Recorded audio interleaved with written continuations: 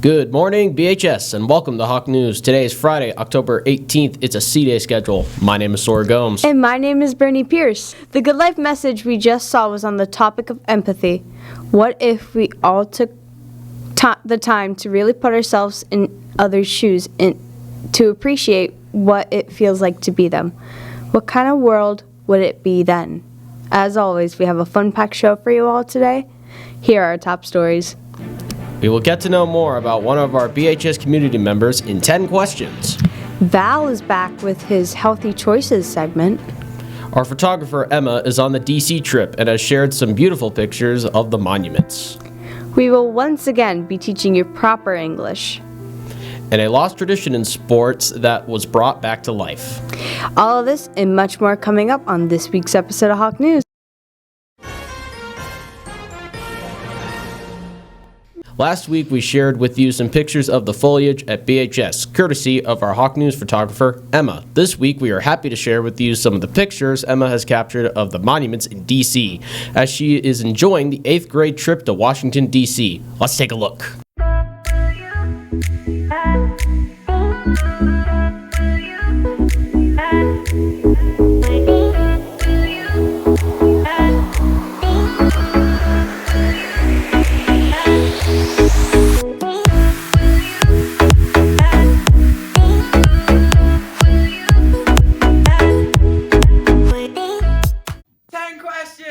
Ten questions. 10 questions. 10 questions. 10 questions. 10 questions. 10 questions. 10 questions. 10 questions. It is now time once again to get to know someone better in our BHS community in our 10 questions segment. What is your name? Colin Tran. How are you connected to BHS? I'm a student and I play football. What was the first music you ever bought? I don't think I've ever bought music. What profession other than your own would you like to attempt? Maybe construction. What profession would you not like to attempt? Being a teacher. We get that a lot. What is your favorite word? Thank you. What is your least favorite word? No. What sound or noise do you love? I'm not sure. If there was a day that we would celebrate our own achievements, what achievement would you celebrate that day? I'm not sure. Finally, how do you hope people will remember you after you leave BHS? I hope people remember me as a good person and respectful. Thank you, Colin. Thank you. It is time for our Healthy Choices segment with Val. What does he have in store for us this week? I'm Miss Tyler. I'm one of the nurses here at Bellingham High. Okay. So how do you think we should go about preventing the spreading of diseases or viruses? Well, first it's going to be wash your hands. You want to wash your hands a lot. Prevent touching your face. Drink lots of fluid. Don't share drinks with others. And just make sure that when you're blowing your nose or sneezing, you're covering your nose. Wash your hands right after. Cough into your elbow. Okay. Thank you. You're welcome. As we explained last week, the BHS administration is encouraging all of us to think, write, and soar. That's why we here at Hawk News have decided to do a weekly segment where we interview members of our BHS community on their use of proper English. Which of these sentences is correct? Sally wrote a letter to a pen pal whom she had never met. Or Sally wrote a letter to a pen pal who she had never met before.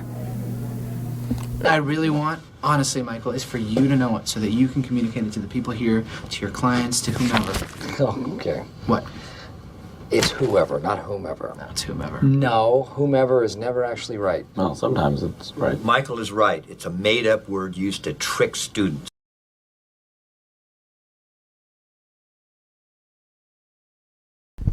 Juliet, which one is the correct sentence? Sally wrote a letter to a pen pal whom she had never met, or Sally wrote a letter to a pen pal who she had never met.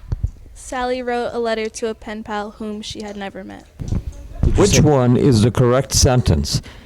Sally wrote a letter to a pen pal whom she had never met, or Sally wrote a letter to a pen pal who she had never met?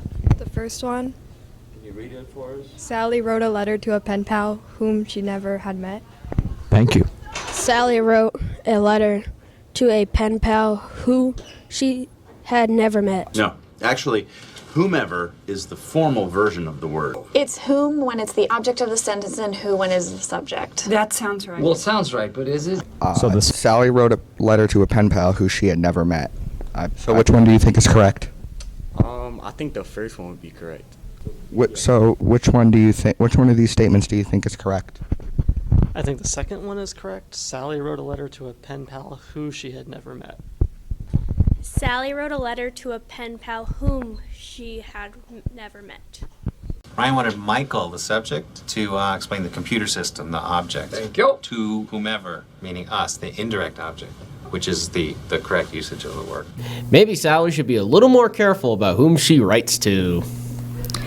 But that's not the point, Sawyer. The point is that, ladies and gentlemen, that is how you speak in proper English. That's right.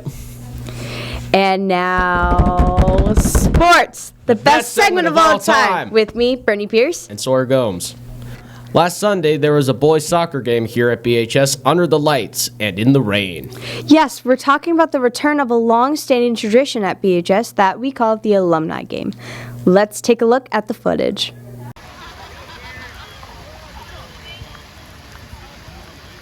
Yeah, it's absolutely great to be back. I love coming back every year to play in the alumni game, so I hope this continues. I graduated in 1957. That's what it feels like, but it's actually 2004. So this is my 20-year anniversary of coming back, so it's fun. All right, hey, this is Mr. Cowell, and here from representing the class of 1995, alongside all these other BHS alumni here at the Varsity versus Alumni Soccer Tournament commemorating 40 years of BHS soccer. Brother? He's at home, sleeping. He's the smart one. Oh, I thought that was Jeff. No, that's not Jeff. That guy's way too pretty to be Jeff. Oh. No, Jeff didn't call me. He's got a kid and a wife now.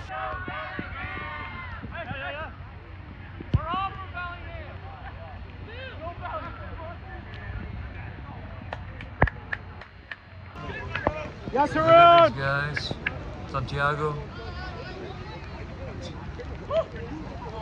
What's up, man? What are you taking a video? It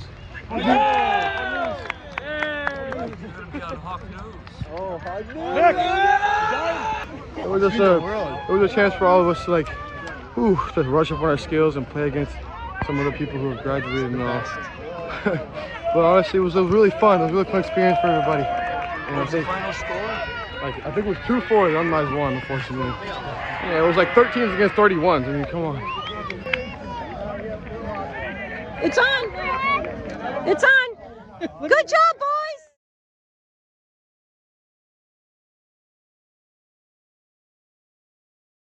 boys! And that's all for sports this week.